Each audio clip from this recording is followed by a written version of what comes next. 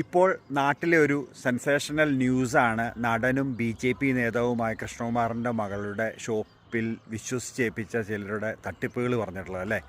അത് ഞാൻ അദ്ദേഹത്തിൻ്റെ രാഷ്ട്രീയത്തെ 1% പോലും യോജിക്കുന്നയാളല്ല. പക്ഷേ ഈ കാര്യത്തിൽ പുള്ളിയുടെ കൂടെ നിൽക്കുന്നയാളാണ് കേട്ടോ ഞാൻ. കാരണം എന്താ വെച്ചാൽ എനിക്കും അതുപോലുള്ള അനുഭവങ്ങൾ ഉണ്ടായിട്ടുണ്ട്. പലരെയും വിശ്വസിച്ചേൽപ്പിച്ചിട്ട് അവരവസാനം നമ്മളെ പറ്റിച്ചു പോകുന്ന അവസ്ഥ ഉണ്ടായിട്ടുണ്ട്. എന്താ സംഭവം എന്ന് വെച്ചിട്ടുണ്ടെങ്കിൽ, ഞങ്ങൾക്കുണ്ടായ സംഭവം എന്ന് വെച്ചിട്ടുണ്ടെങ്കിൽ, എൻ്റെ ഭാര്യയുടെ പിതാവ് തന്നെയാണ് നാട്ടിലുള്ളത്.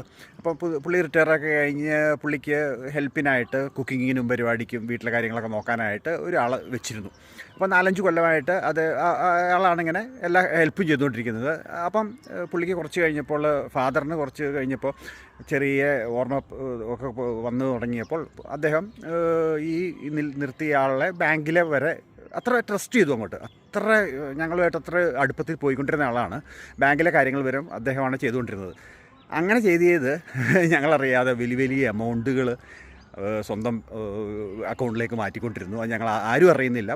പപ്പ അറിയുന്നില്ല. ഞങ്ങളോട് അങ്ങനെ കാര്യങ്ങൾ പറയാറില്ല. പിന്നെ ഞങ്ങൾ പിള്ളേരായെന്ന് വെച്ചാൽ ഞങ്ങൾ അങ്ങനെയുള്ള കാര്യങ്ങൾ ഇടപെടാറുണ്ടായിരുന്നില്ല. പിന്നെ വേറെ ആരോ ഞങ്ങളെ അറിയിച്ചിട്ട് ഞങ്ങൾ സംശയം തോന്നി. പപ്പയോട് ചോദിക്കുമ്പോൾ പപ്പയ്ക്കും അത്ര ഓർമ്മയില്ല പല കാര്യങ്ങളും.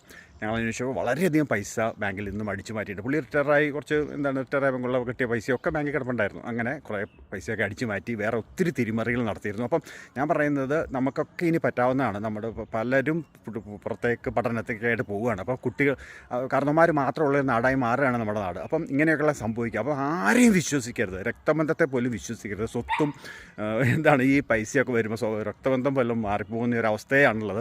അപ്പോൾ എല്ലാവരും ശ്രദ്ധിക്കണം എന്നാണ് പറഞ്ഞത്. അതുകൊണ്ട് ഞാൻ ഇവരുടെ കാര്യത്തിൽ ഇനി എന്താ സംഭവിക്കാമെന്ന് എനിക്കറിയില്ല. കേസും പരിപാടിയൊക്കെ നടക്കുകയാണല്ലോ ഇവരുടെ കാര്യത്തിൽ.